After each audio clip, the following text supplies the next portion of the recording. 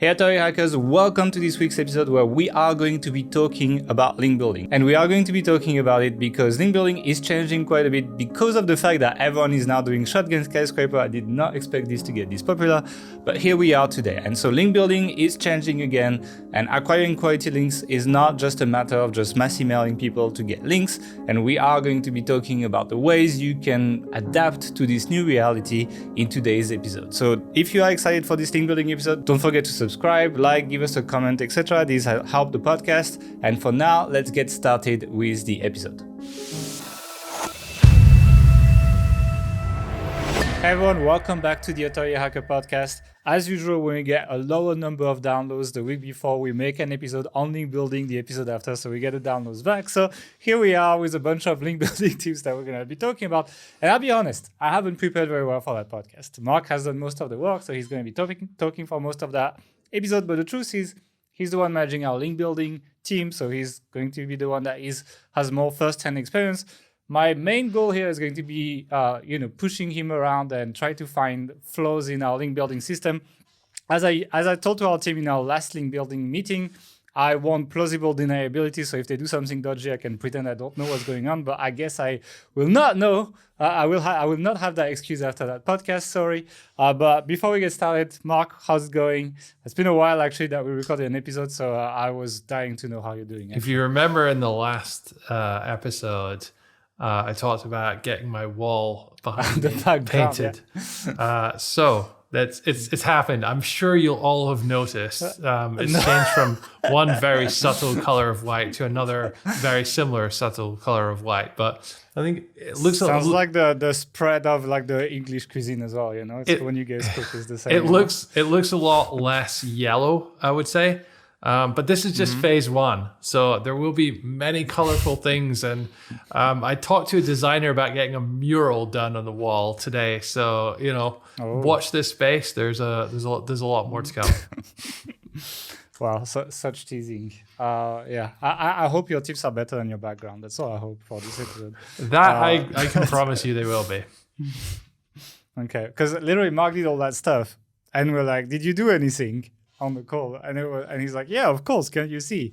And nobody in our team noticed. So yeah, that was this is just a blank I expected canvas. More after the last there'll episode. be more color coming soon, don't worry. So it's slightly whiter now. Yeah, it's not yellow anymore. Okay, well, good enough. Let's just jump into the podcast episode. Oh, by the way, subscribe, like, etc. And I wanted to say as well, this podcast episode might not be as well edited as it has been in the previous week. And the reason why is because our video editor, he's Ukrainian.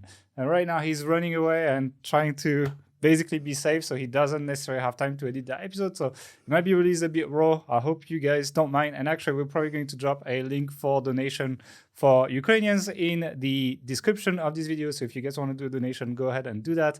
But yeah, that's probably why this episode is not going to be very well edited. But now let's jump into the topic and talk about that. So as I said, I didn't prepare very much, Mark. So you are going to have to host mostly. I'm just going to have to ask questions, even though I know some of the stuff you're going to talk about. Okay, so this episode is basically a list of mistakes that I see a lot of people who are doing link building in 2022 make. Now, I believe we've actually done a podcast on this, on mistakes people do with link building some time ago, maybe 2 or 3 years ago. But a lot has changed since then. A lot has changed with the way we do link building. Paid links is in the mix now, all that kind of stuff. So I'm just going to go through a bunch of things one by one, and you can kind of grill me on them to the best of your ability, or you can just sit there and, twiddle your thumbs, whatever you want. Yeah. So the first one we've got is, and this is all based on doing outreach-based link building. Some of it will apply to things like Harrow as well, but it's mostly for people who are doing cold outreach and trying to get a link. So the first one is that people are falling for inflated metrics. Now, we all need metrics to help us understand whether a site's good or not, how powerful the link is, all this kind of stuff. But how good and how reliable are the metrics that your favorite keyword tool uses? Well, we have to remember that any metric you're having is just their estimation. It's not what Google actually thinks. It's the whole the map is not the territory saying. And in recent years, it's been possible, and we've seen this happen quite a lot actually as we've been doing link building, that sites start gaming their SEO metrics so that they can sell people links. Would do that. Yeah, can you believe it? You know? Wow, what a world we live in. This was very surprising to me in a non-sarcastic world. And usually in SEO, people tend to like really respect the rules and just like play nice with each other and stuff. So I'm really surprised actually. So there are two ways in which this is happening, and the first one is sites are basically gaming DR, domain rating, or whatever the equivalent metric is. An Ahrefs domain rating DR is essentially a 0 to 100 score of how many links / how good those links are that a site has. It doesn't take into account any on-page. It's an factors. Ahrefs metrics as well. Yeah. But other tools have other metrics similar, like domain authority and authority score for SEMrush, etc. Right? Exactly. Now, it's possible to use things like redirects from, so let's say, Google. This doesn't work anymore, but last year, I believe, or the year before, there was a way in which you could put in like google.com/URL Q ? Equals domain.com. And it was basically like redirects to your domain, but it's a redirect from Google, from google.co.uk, from google.in. You get all these like Google TLDs redirecting to your site, and that would allow you to game your DR. And there are any site which allows you to create a redirect to your own site, you can essentially do this. And for a while, this was working. I believe they kind of cottoned on to it. But there are still plenty of other tactics out there that are working like this, which I'm not going to go through because I don't want everyone else to. There was a lot that got patched. Like I give an old one that worked probably like 6 years ago. If you were adding a website to your YouTube profile, it was actually a do follow link. Yeah. So you were getting like a DR98 link or something like this just on day one of your site, and you jump to like DR20 plus. It's been patched a while ago, but like there is still some around, but a lot of them are fixed now, I would say. Yeah, but it's still possible, and we see this almost every week. Sites which have been gaming their DR. We think we've been gaming their DR. Now you might then think, well, just look at traffic. Then that'll tell you the real deal, like whether it's a legit site or not. Well, they've also been gaming the traffic metrics on Ahrefs and on other tools as well. So there are a number of keywords out there which have just insane volume, but very low keyword difficulty. A famous example which was doing the rounds on various Facebook groups recently was the keyword 0x0 space 0x0. Now this is some kind of error that Microsoft Windows displays quite frequently apparently, because 50 million people search for it per year, give or take. And currently it's keyword difficulty 7. When I looked at it last year, it was keyword difficulty 0. So what people were doing is ranking, not even for the main term, but for a variation or a long tail version of that, or even you rank on page 2 or 3 for that term, you're still getting thousands or hundreds of thousands of visits per month, according to Ahrefs, according to SEMrush and various other tools. And that then, if you're not looking closely, if you're looking at a site that has 100,000 traffic, you think, oh, it's a legit site, it must be real. But instead, what you need to go and do is look at the top keywords report in Ahrefs organic search. And then you can see, are they all just ranking, is all of the traffic from this one keyword, and is it a bullshit keyword? Or do they have a ton of pages ranking for relevant keywords to the topic?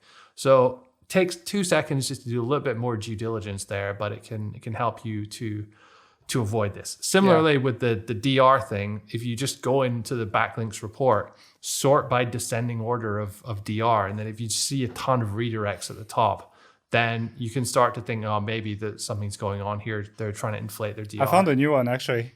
I was just while you were talking. So link shortness, they work and they show as links on your. So like if you have a bit.ly shortened link, for example, you get a DR95 link, AR29 link to your site, and that's going to boost. And like you can probably find 100 link shortness sites that have like DR60 plus or something quite easily.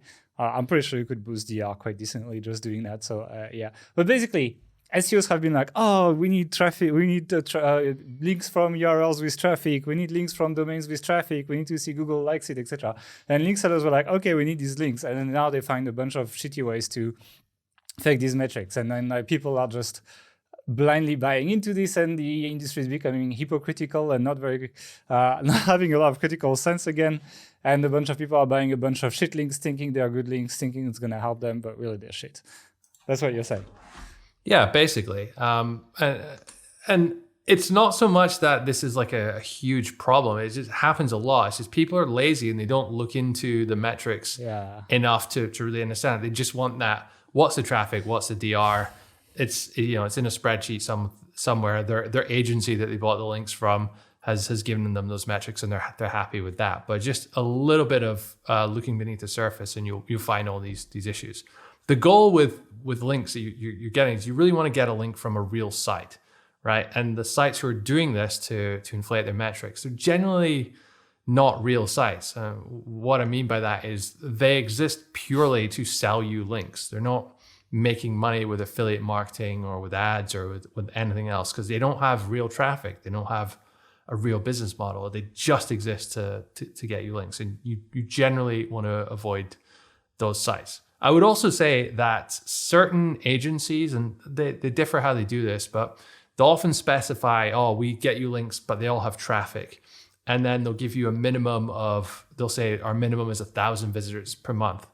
But I don't know about you, but 1,000 visits per month is not particularly indicative of a good site always. Especially if the site has like 10,000 pages from guest posts or something. Like, or if it used to have 20,000 visits per month and it's gone down to 1,000 or something, So like by that standard, House Ambition is a very successful site, The trajectory of a site is important, and so again, just looking into the organic traffic over time. When you think about it, 1,000 visits per month, that's 33 visits per day between you going to your own site and, various crawlers and keyword stuffing tools and all sorts of stuff like that. Just the spam traffic you get normally takes you over that number anyway. So, it's got to be careful with that. So anyway, that's the first one. I have a question for you. Where do you put your threshold then? Let's say the site is real. Well, if the site's real, it doesn't matter how much traffic they have. That's the thing. But if you're only relying on DR and traffic to look at, then you start getting into a situation where you have to set criteria, DR this or above, traffic this or above is my requirements. But if I'm doing a link building campaign and I see a real site by, let's say there's a local business let's say we're doing our paintball site again, right? And the local paintball field here in Edinburgh, Scotland, which is DR 0 and gets 200 visits per month, but it's a real business. Like I've been there. I haven't actually, but like let's say I had. We'll show the photo right now on the B-roll. we could get me on the green screen with a paintball gun, going there. Anyway, or you can just pretend you have a mask. Yeah. That's a good one actually.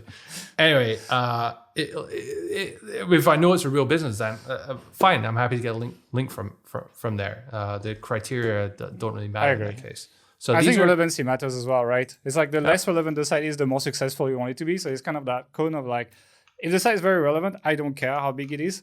But if the site is not so relevant, then I would want it to be a bigger site. And it's kind of like you have that funnel basically where it's like either big site that is not so relevant or small size that is relevant, and anything in between. And it kind of scales. Like the more authoritative the site is, the less it has to be relevant for me to want a link there, I would say. That's kind of the way I would look at it. And I'm gonna jump ahead to like our final one in the list just because I think it's relevant here. But one thing I'm going to talk about later, or let's talk about it now, is that overthinking bad links is just like pointless. So you're going to get some shit links in there. Every site, all of our sites have terrible links in there, most of which we didn't even build ourselves. One or two that we do build ourselves, which are bad looking back on things, slip through. But if it happens, like, don't worry too much about it. Just move on. Like it's a small percentage number in the grand scheme of how many links you're getting in total. So yeah, it makes me laugh. It makes me think of this Reddit. I mentioned the subreddit Just Start, I think, one time.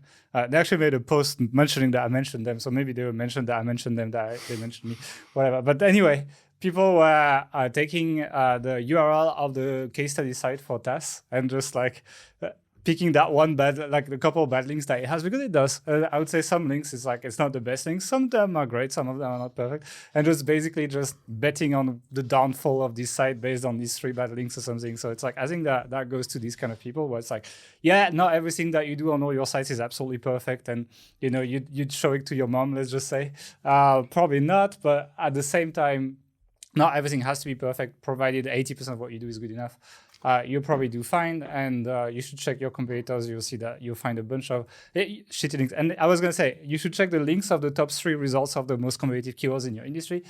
And you will find a lot of shitty links, a lot of bad stuff, etc. And Google still puts them on top of everything. So that's, I think, for me, that is the proof of concept that you can get away with not so good stuff. If you look at any site's backlink profile, you'll find tons of terrible links. And this was something which we did and a number of other agencies did, this back when we had an agency.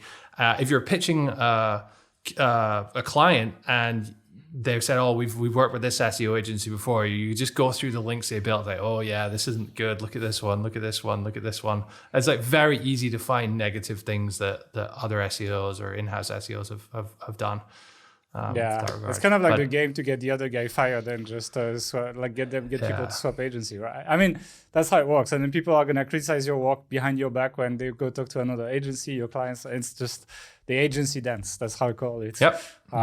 Every time there's a Google update, people go talk to another agency. This other agency finds the 3 things that were not so good, highlight it to the client, says these guys are shit, then they get hired, then next update they still get smashed, and then they change again, basically. The classic agency dance process. Do you want to jump on the next point? Yeah, so the next one is on unnatural placements. So you often see people stuff in a link where you can see why they've put it there, because like there's a keyword related to it, but it totally won't fit in with the context of it. Like there'll be a link to your golf site and a car blog next to a Volkswagen Golf or something like that. Or I asked our link building team for any recent examples they had, and they sent us this one, which I'll put on screen now. It's of most hated countries in the world. And then I don't even know why someone created this article, but underneath Colombia, just for the record, I like Colombia. It's not a bad country at all. But it says like also stuff about the drug trade and all the like Pablo Escobar stuff. And then at the end, it says someone's just stuck in the sentence, by the way, people like to date. And then the anchor text is Colombian girls. And it's a link to like a, I don't know, dating site or something like that. Catfish site. Yeah. And it's just like, that is the least amount of effort I think I've ever seen someone put in to make the link placement look natural. It stands out a mile away and is just not good. So the litmus test here, and what you should be asking yourself when you're looking back on links you make, is would this site conceivably naturally link to you there? Now, I know most sites aren't linking to your commercial pages and all that stuff, but just conceivably, could it happen? In this case, no. Nobody would ever link to Colombian girls at the anchor text right there. It makes no sense. Our friend Eduardo would probably in that context. But let's not go there. We'll get him on the podcast to talk about the darker side of SEO. I think he would be very interesting. But on the other hand, if I wanted to be playing devil's advocate, I think like how much does that really affect SEO and how much does Google really catch this? I've seen sites rank with really, really, really out of context links like that. So I think it's more, I would recommend this more for the sake of safety if you get manually reviewed or something like that. As for algorithms picking this up in the cleanest way, not so much. I've seen sites do quite well with just buying placements on random pages like this. So I agree, but that's kind of what I wanted to say is to do this properly it's really not difficult at all. I think there's two things that people miss. First, when you're doing a link insertion, which is when you are paying for or getting another site to add your link to an existing article, it can be tricky, right? If the right sentence or the right paragraph doesn't exist in there, trying to stuff in a few words or find some anchor text, it's difficult. So just write another paragraph. 2 sentences is enough, and you can stick it at the end of one of the sections and fit it in. And it's really not, in fact, it's sometimes easier, it's faster to do that sometimes than it is to really figure out exactly where the best place within the article should be. I think it's also obvious when you put it at the end. I think it's much better at the beginning. So like in that paragraph, for example, you could have put like, despite people loving to date Colombian girls, Colombia is still one of the most hated countries because blah, blah, blah. And then you would put that link and it would already feel a lot less bad, even though it's obvious because it's the only link like that in the article. If all articles, if there was 2 or 3 links like that in the article, it would be a lot less obvious, I would say. So don't put it at the end, put it mid-sentence or at the beginning. It is usually a lot less obvious, I would say. And the other thing to consider is if you're doing a guest post where you're writing the whole post and sending it, what often happens in companies and agencies is you'll come up with a topic, you'll agree that with the host site, you'll then go to your writer and say, hey, can you write an 800-word article about this topic? And they'll do it. And then you, the site owner or the link builder, will then go and take that article and like fit the link in. First of all, that creates more work for yourself, and you're encountering the same issue where it's sometimes difficult to fit it in if the writer hasn't written it with this in mind. So what we've been doing quite successfully lately is we have targets lists for like high and medium and low, sometimes priority places that we want to link to on our site. And so when we give a guest post to write to one of our writers, we give them this target list, and sometimes even, hey, we want to link specifically to this page. Can you fit it in? So we just get the writer to do the work, and then it's much easier for them to naturally fit it in. So that's again, it's a really simple thing, but it helps a lot. Yeah, I think a lot of people are really lazy in their placements, and I think it can have, I would say, do it for people. Like if you're going to pay for the placement, maybe like write it for people, because if you ask the site to do it, a lot of people probably won't do it to the standards you expect it to be done, to be honest. Next. Yeah, so the next one is paying for links to your low value pages. So back in the day when we weren't doing any paid links, take a shot. We would take a link to really wherever we could get it, because we were so happy that people would link to us. But I mentioned this before when we talked about paid links. When it becomes more of a transactional thing, we're giving you this, so you give us these links. Then you can be a bit more, I guess, demanding on exactly how you want that to go down. So one thing which I see a lot of people not do is they won't have a clear idea about where they're trying to link to, or which pages they're trying to push, or which pages on their site have a lot of internal links to other pages they want to push. So stuff, link juice flows around, which is a big thing. So just first of all, having a targets list, very important. And then second, when you have the opportunity to get a link, like go for that commercial link to the affiliate review or the sales page or whatever it is that it's hard to build links to naturally, right? If you're whatever makes you money as well. Just do that. Yeah. Don't be afraid to ask for that. Yeah, basically when you pay for links, the rules change, right? You dictate how it's done, not the site, like you're the customer at this point. And so you dictate how you want that service to be executed, not the site that hosts the link deciding how they link to you because they're doing a favor to you. It's a huge change of dynamic. And I think a lot of people have made that transition for paying for links. We made a lot of podcasts on that, so you guys can go check that out. But I think people have not necessarily made that mental transition, despite the fact that maybe they have switched to paying for links.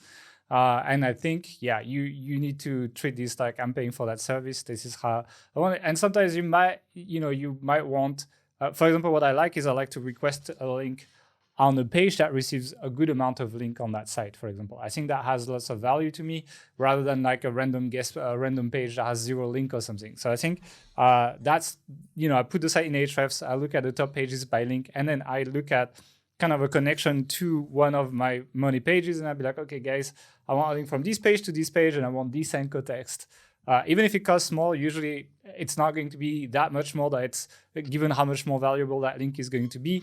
I've almost never seen, in fact, I don't think I've ever seen a situation where we've agreed, okay, we're going to pay you X for a link. And then we've told them what link we've had, and they said, oh, no, sorry, we're going to charge you more for that because it's a review or a sales page. Or and even if it happens, if it's a bit more, it's like, it's not more the target on your site, it's more the page on their site where you want the link from. Because some pages are worth 100 times more than others, depending on the links they receive, right? The links to page. And so if you pick the right page on the domain, you can really get a lot more value from your links. And so I would be willing to pay even up to 1.5 times if it was one of the top 3 most linked to page on the site versus like a random page that receives no external link. And so changing that relationship, dictating how you want things, and negotiating around that, I think, is something that not many people do. And I think also people are lazy to even do that work of finding the most valuable pages on a given domain and doing that connection with their sites, because you need to find a relevancy link as well between them. You can't just pick the most linked to page. You need to find a way that you would insert your link in a semi-natural way, at least. So, but doing that work, you get so much more mileage, and you get much more bang for your buck as well if you're paying for links, I would say. The other thing on this, I would say, is that if you have a target list of, let's say, 20 sites that you're working on, make a Google Analytics custom report with all of those URLs in it, and then you can track over time how much traffic those pages are getting, and is your link building working? It's quite motivating. Like the cohort that we've been working on for the last 3 months, it's just doubled in traffic. On one of our sites. So it's really good to see that. And it's quite motivating for the link building team as well to kind of see the fruits of their labor. Sort of on a similar note to this as well, and we're talking about not being afraid to ask for things, to ask for links to specific pages. Don't be afraid to ask for more than one link as well. And again, this especially goes when you're paying for links, but also works on free links as well. If you're doing a guest post, it's a good opportunity to get a lot of, to put multiple links to your content in there, especially because you can shape your content, write it in such a way that you reference, several different resources around your site that you want to link to.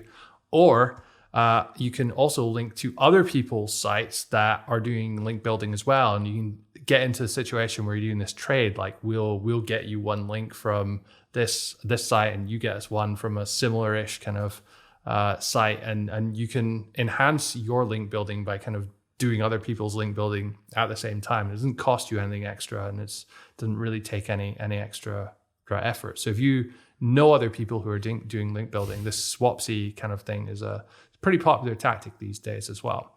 We're doing quite a bit of this these days, I think. It works basically combining the efforts of people and making your team basically. Yeah. It's becoming a team game versus.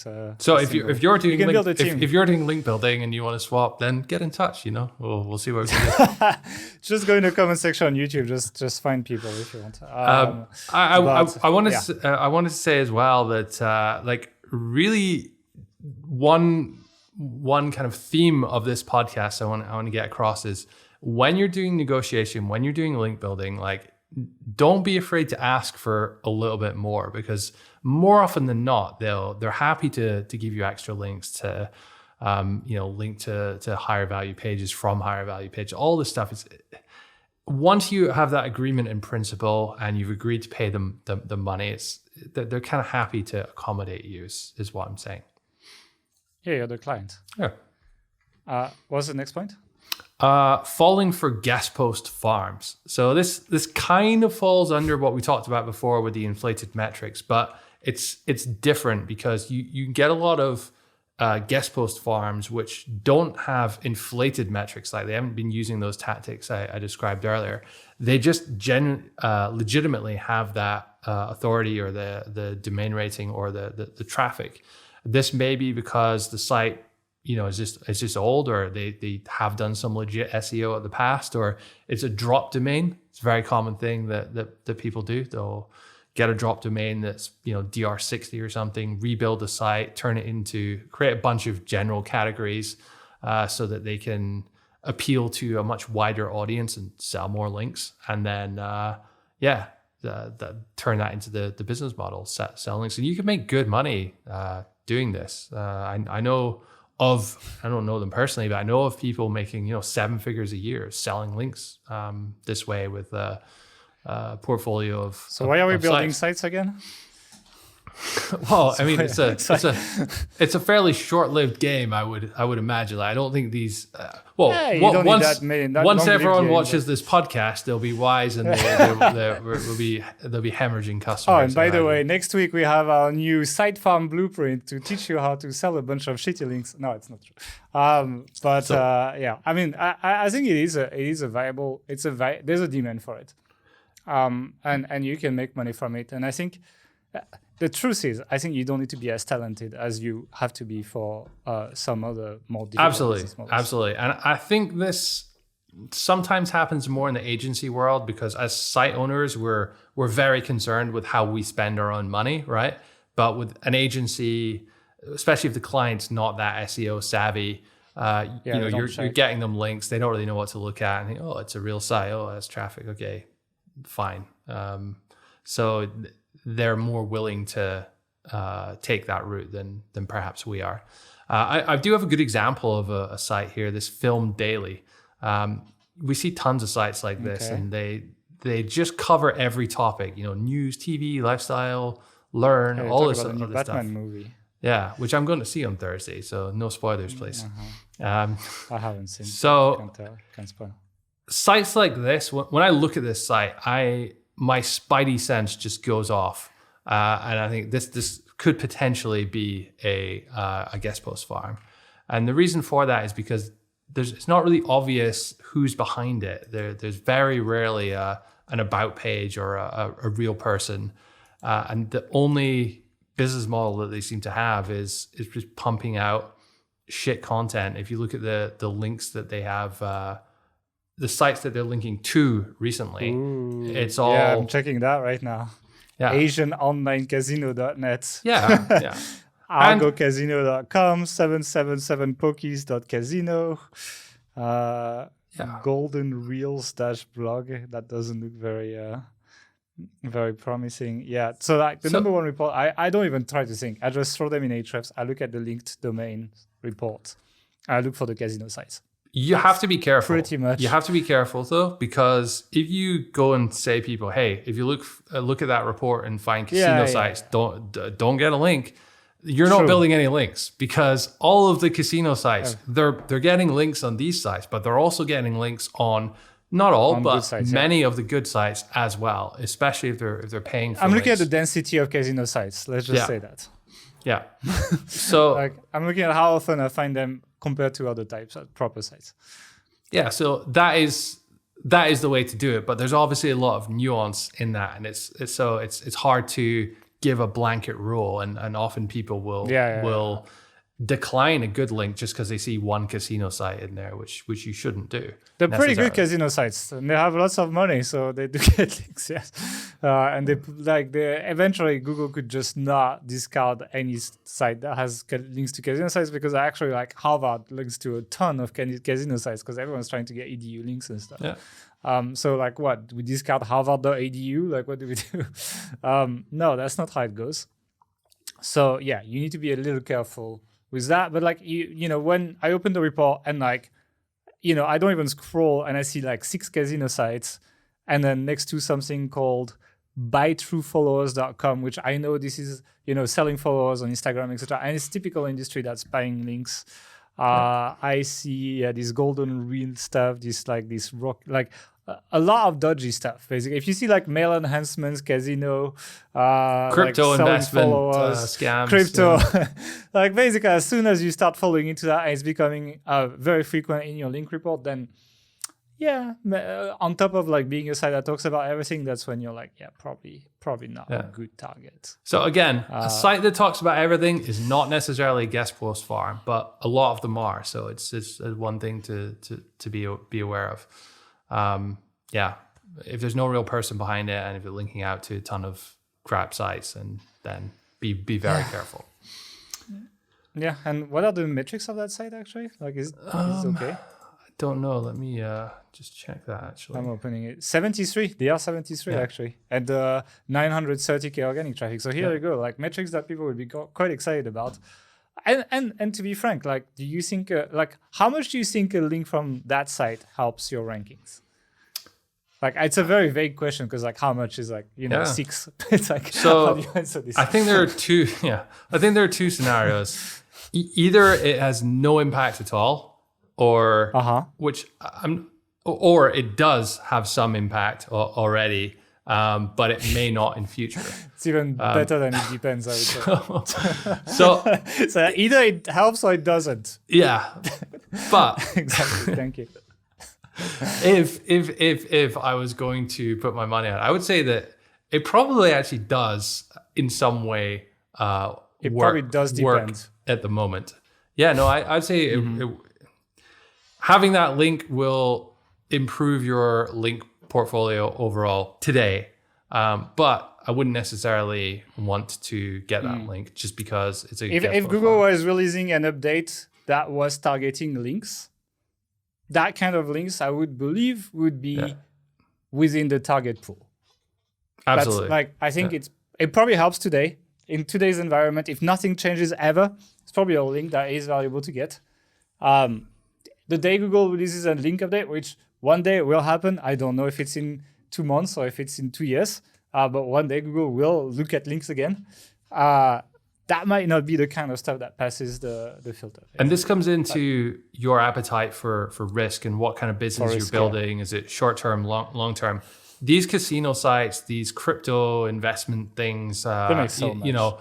They make a ton of money really quickly, but they're not lasting 10 years. That something's going to happen to these sites, and they'll just move to a new domain, build it again. Start, or they have 10 other ones.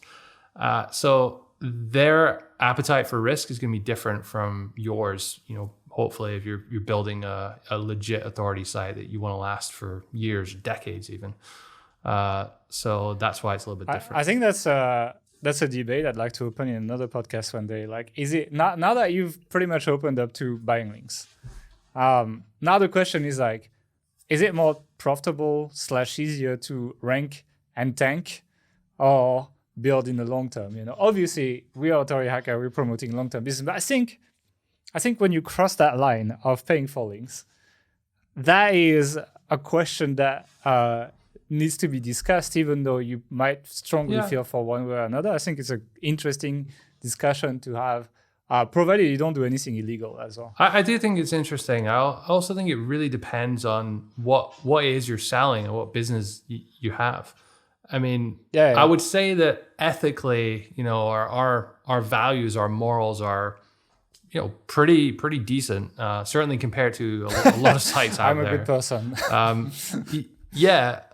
But the more you go into that,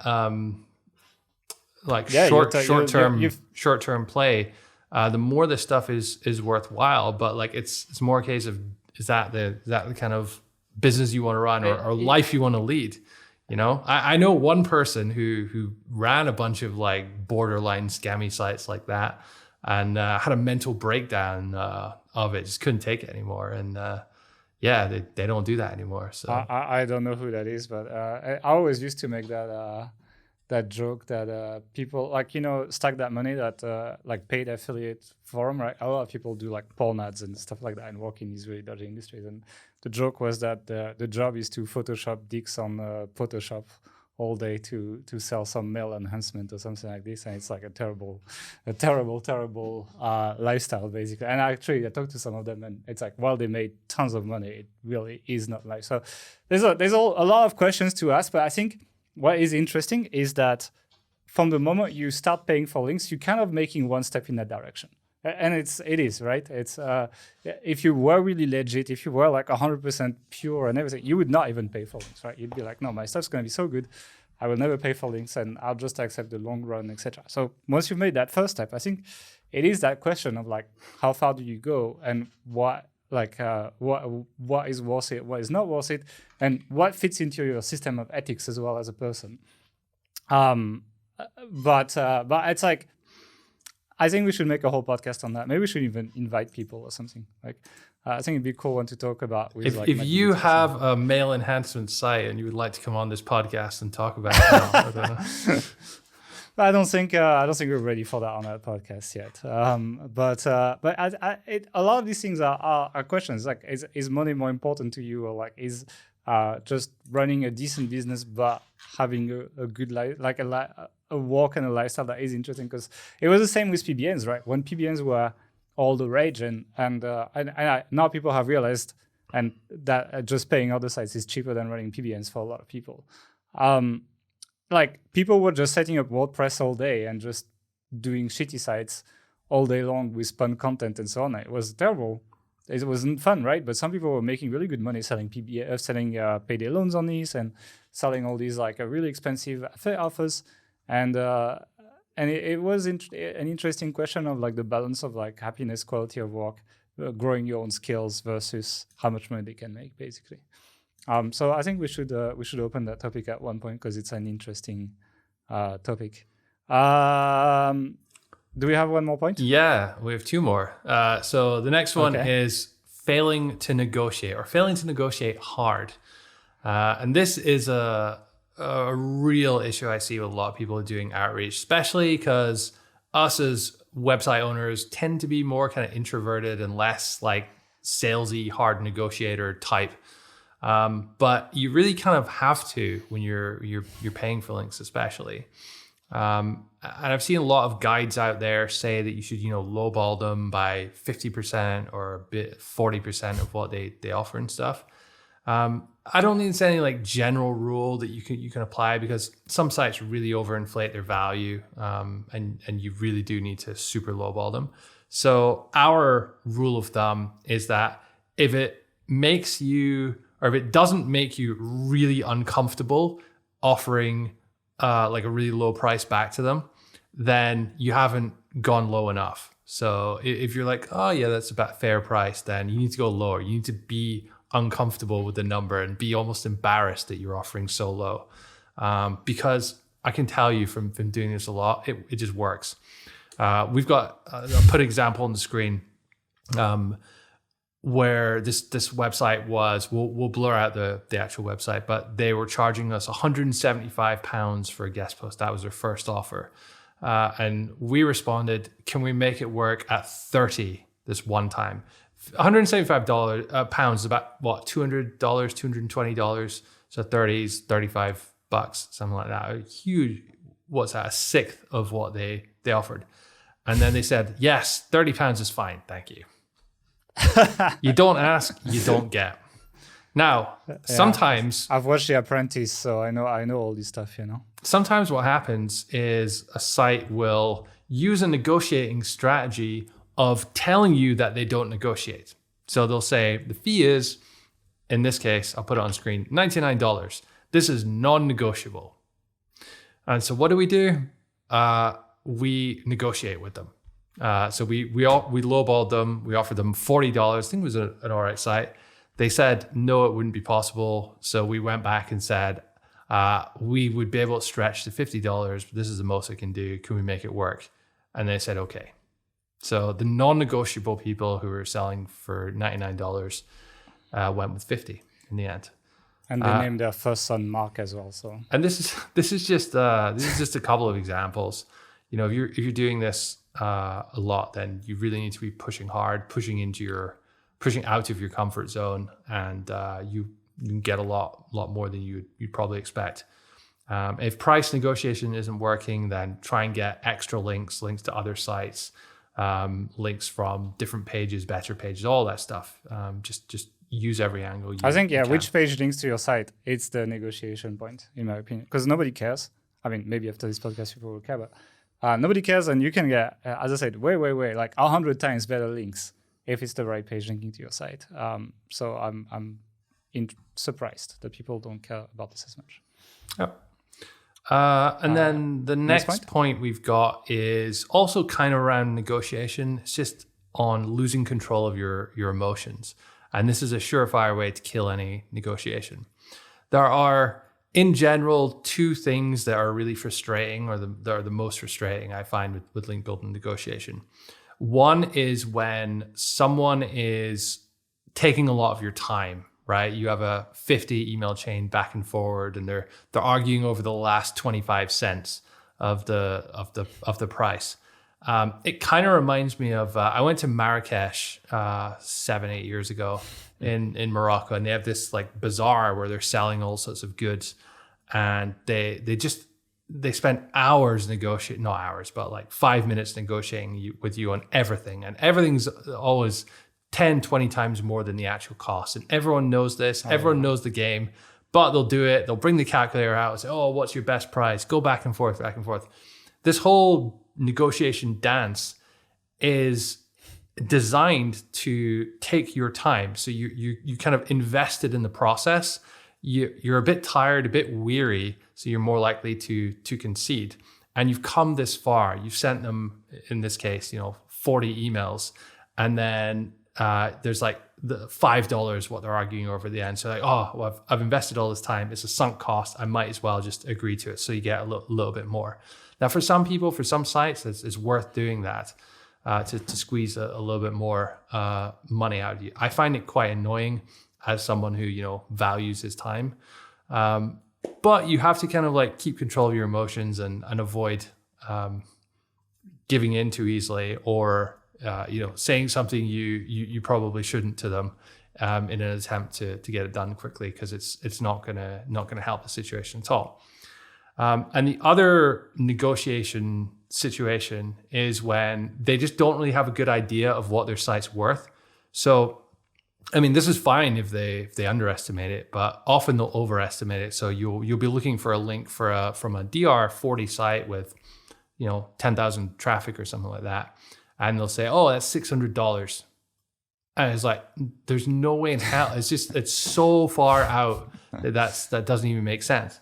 And you have this, you try and negotiate, and oh, sorry, it's fixed. Or the best I can do is 590, something like that. And they just don't they're confused with like influencer deals or something. Yeah, so that can be a common thing, that they think you want access to their brand or their community or something when they don't even really have one. As like we just want the link. So they're kind of unaware, and try as you will to kind of educate them on how the whole market for that works. It's pointless. You're wasting your time with that. So just move on and find another site, really. So yeah, just in general, keep control of your emotions, and remember, it's a business deal. It's not personal. So don't get too frustrated when people piss you off, because they will. And a lot of people don't know about SEO as well. Like sounds like it's like, when you are in this industry, you think like everyone knows that stuff. Like when I talk to people, I just assume everyone knows exactly how Google ranks stuff. But like, no, like when I tell my mom how does Google rank stuff, she thinks that it's when people click on the results, which, it probably is part of it, but like, it's not the main thing, it's like, otherwise, like you never have a chance if you don't rank number one. So it happens. Anything else that we need to cover? No, I think that's everything. All right. Well, thank you everyone for listening. We hope the editing was okay for that podcast. We don't really know how it's going to come out, to be honest. But we are thinking very much about Maxim, our video editor, who is a good friend of ours, and hopefully he's going to be okay. And thank you for listening. And No, I was just going to say, remind people again, I'm not exactly sure what format we're going to do, but in the YouTube description and comments, we'll put a link so you can donate some money to the good people of Ukraine in this difficult hour of theirs. Yeah. Exactly. So please do that. And also, please, while you're down there, just click on the like, subscribe, all that stuff. And we'll see you in 2 weeks for another episode. Have a good day. Bye.